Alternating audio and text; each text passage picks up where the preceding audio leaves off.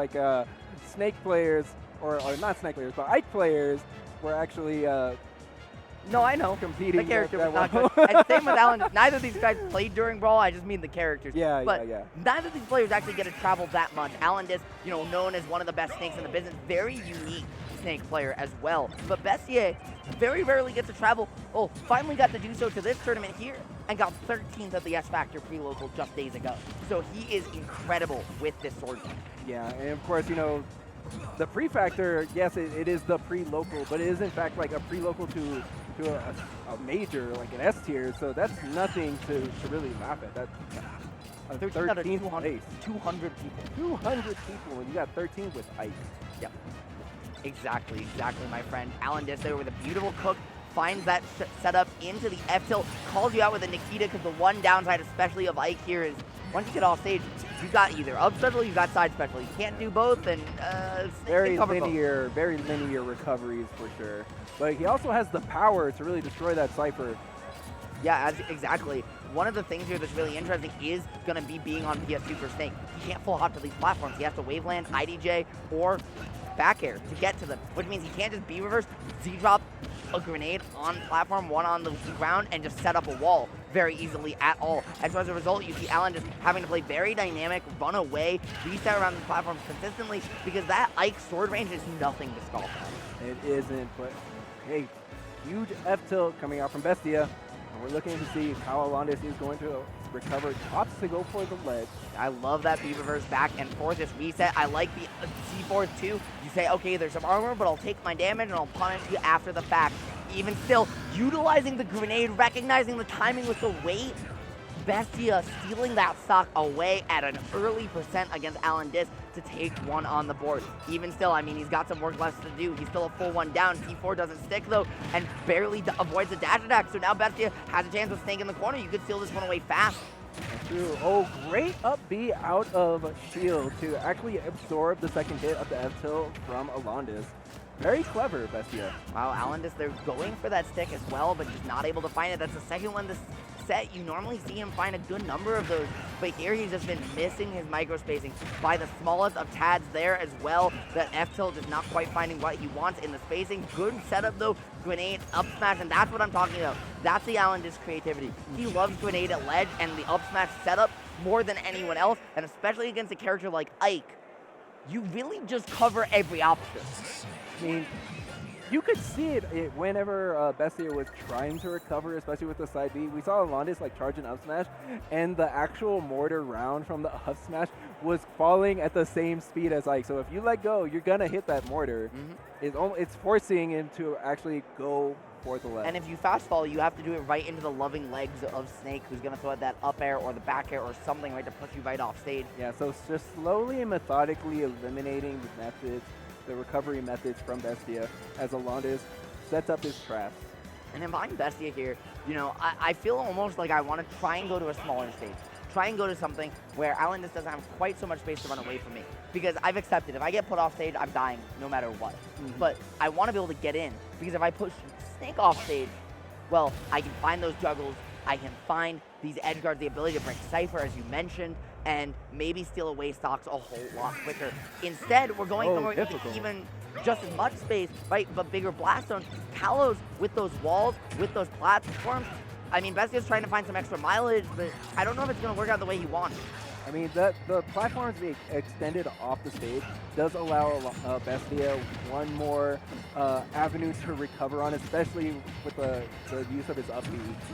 So we'll see if he's able to utilize that. But I feel like it also limits, you know, the way you can kind of contest Snake's recovery in a way that I think is your biggest strength in this matchup, especially with the width and these platform heights, right? If you don't get it perfect, you see, right? You miss it, you just get to up tilt you over empty space. And if you do hit it, well, even still, Snake gets to run away from you, use these big, high plats to stay away, and control that zoning game just the way he did on PS2 in game. Wow. The pyrotechnics from AlanDiss are nothing but impressive as he continue to combo Bestia, even in the air with cooked grenades and C4 landing traps. Yeah, I mean, you saw him go for that parry into the sticky there even though finally Bestia going to get a raw F-smash read. Here on Kalos, the blast zone's so big, it's not going to be enough. And even though in turn, right, Nikita can do the same, the quick draw, not going to find its mark. It might not put you in special fall if it hits, but it does put a whole lot of landing lag, and so Nikita's just going to go on the intercept course to find that stock. This one's working out even worse than the PS2 pick. Yeah, I think we might see a different stage in Game 3, but you know, we still have a little bit more to go before we get there. What is going to be the option? Okay. He used the Cypher there to use the hitbox, find the hit, and try to get the reversal. Unfortunately, Bestia ready, gets out of the scramble, gets on the board with the stock, now pushes you off stage, has the opportunity here, but just doesn't commit. If he broke the Cypher there, he could have stolen that one away. Instead, AlanDiss is the one with the advantage, and Bestia just barely sneaking on by. Yeah, I mean, we do see a little bit of fight for life from Bestia. I do want to see more off-stage play, if I'm being honest. Agreed. I think that's his key to victory here, especially as we keep talking about, right? That Cypher, being able to break it with pretty much all your buttons, looking for the read, but instead the large blast is going to give you one more chance. That potential homing rocket there with a Nikita not going to do it, but F-Tilt, again, these large blast zones, he's surviving just long enough, but at 144, anything from Snake is going to kill, and if you're AlanDiss, I mean, you are very happy with the way this one's going. Yeah. Game 2 definitely going in AlanDiss' favor, but still looking for the opportunity. Soft hit in air does not. It isn't enough to take the game just yet, but the back air will do it. Yeah, that up air, right, as you mentioned, that soft hit, not closing it out, it's so good because it covers the entire platform.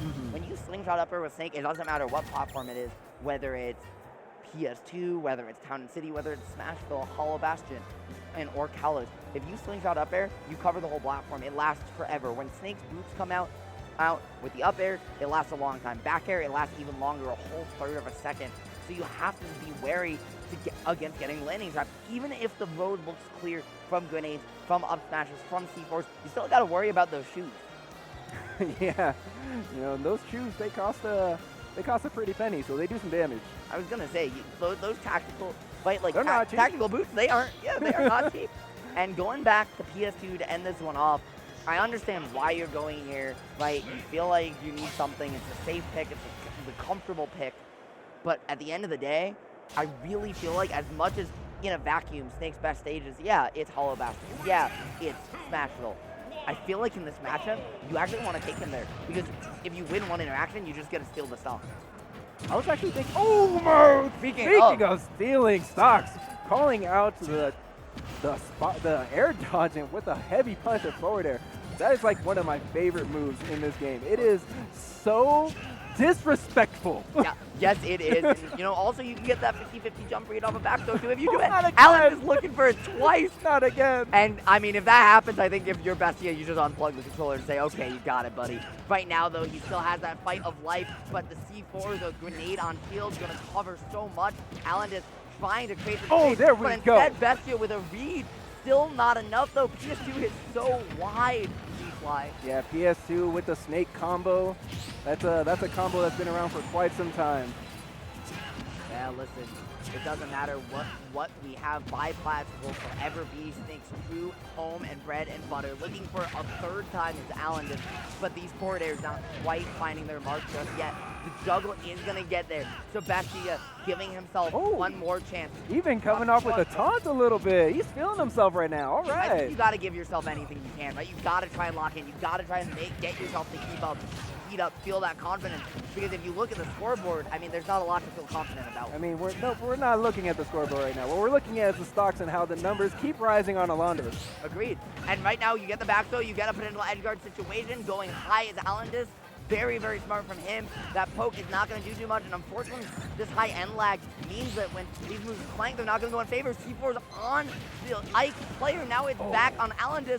One cross of one trade here is going to be the game in his favor, and he knows it. He's just going to come in swinging here, get a grab maybe to try and get this pick to work, and now it's flipped back over. Yeah, great evasive play from Bestia, but up tilt out of shield, you know, the bread and butter of Snake taking thousands of stocks. And if you're Bestia, I get the idea, right? You have the C4, you shield it, you say, okay, there's a lot of end lag on this. I'm going to try and jump in and punish. But you don't recognize that, okay, at this spacing, I'm not quite close enough to get it. So I have to swing on shield. AlanDiss locked in those parry up tilts throughout the set and really abused the fact that Ike's startup, right, he doesn't have great frame data. And it's not just on the unlag, it's also on the startup side. You kind of can see when they're coming, and if you're already holding shield, you can react to a lot of his aerials with a parry. Yeah, that's exactly what we saw from AlanDiss, just the reaction, dropping the shield, parrying.